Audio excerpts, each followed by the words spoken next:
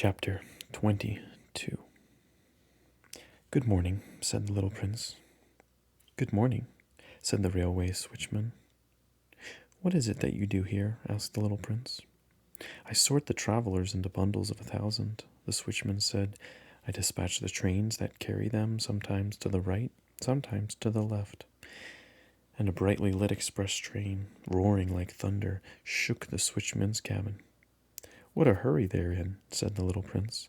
"What are they looking for?" "Not even the engineer on the locomotive knows," the switchman said. And another brightly lit express train thundered by in the opposite direction. "Are they coming back already?" asked the little prince. "It's not the same ones," the switchman said. "It's an exchange." "They weren't satisfied where they were?" asked the little prince. "No one is ever satisfied where he is," the switchman said. And a third brightly lit express train thundered past.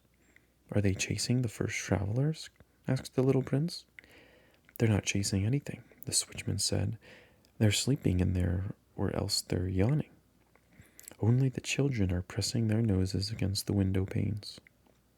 "Only the children know what they're looking for," said the little prince. "They spend their time on a rag doll, and it becomes very important. And if it's taken away from them, they cry." "They're lucky," the switchman said. Chapter 23. "Good morning," said the little prince. "Good morning," said the sales clerk. This was a sales clerk who sold pills invented to quench thirst. "Swallow one a week, and you'll no longer feel any need to drink." "Why do you sell those pills?"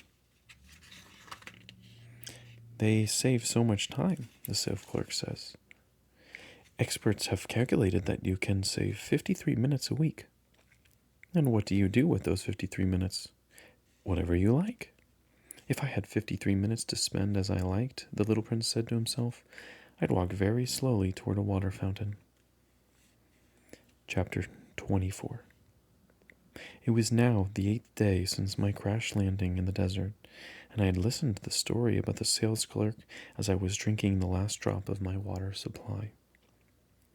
"Ah," I said to the little prince, "your memories are very pleasant, but I haven't yet repaired my plane. I haven't nothing left to drink, and I, too, would be glad to walk very slowly to a water fountain." "My friend, the fox, told me, 'Little fellow, this has nothing to do with the fox.'" "Why?" "Because we are going to die of thirst."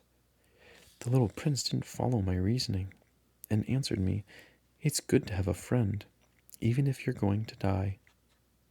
Myself, I'm very glad to have the fox as a friend.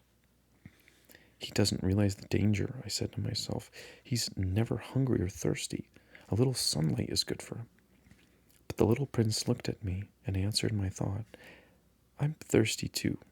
Let's find a well." I made an exasperated gesture. It is absurd looking for a well at random in the vastness of the desert, but even so, we started walking.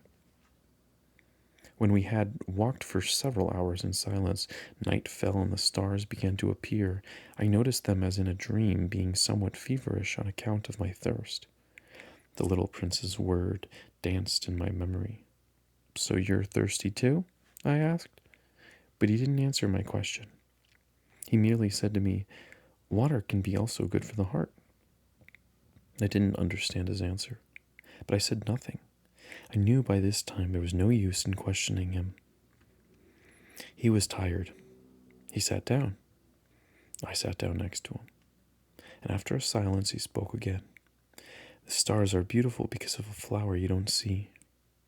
I answered, "Yes, of course." And, without speaking another word, I stared at the ridges of sand in the moonlight. "The desert is beautiful," the little prince added. And it was true. I've always loved the desert. You sit down on a sand dune, you see nothing. You hear nothing, and yet something shines, something sings in that silence. "What makes the desert beautiful," the little prince said, "is that it hides a well somewhere." I was surprised by suddenly understanding that mysterious radiance of the sands. When I was a little boy, I lived in an old house, and there was a legend that a treasure was buried in it somewhere. Of course, no one was ever able to find the treasure. Perhaps no one even searched. But it cast a spell over the whole house. My house hid a secret in the depths of its heart. Yes, I said to the little prince, whether it's a house or the stars on a desert, what makes them beautiful is invisible. I'm glad, he said. You agree with my fox. As the little prince was falling asleep, I picked him up in my arms and started walking again. I was moved. It was as if I was carrying a fragile treasure. It actually seemed to me that there was nothing more fragile on earth but the light of the moon.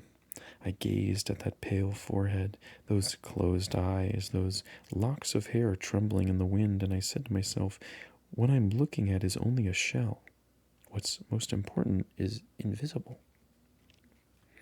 As his lips parted in a half smile, I said to myself again, what moves me so deeply about this sleeping little prince is his loyalty to a flower, the image of a rose shining within him like a flame within a lamp, even when he's asleep.